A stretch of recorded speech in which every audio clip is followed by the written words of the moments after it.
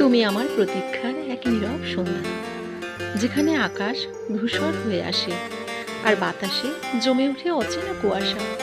দিনভর ক্লান্তির শেষে আমি খুঁজে ফিরি শুধু তোমার ছায়া, যেন সন্ধ্যার আলোয় তুমি হয়ে ওঠো আমার একমাত্র অবলম্বন।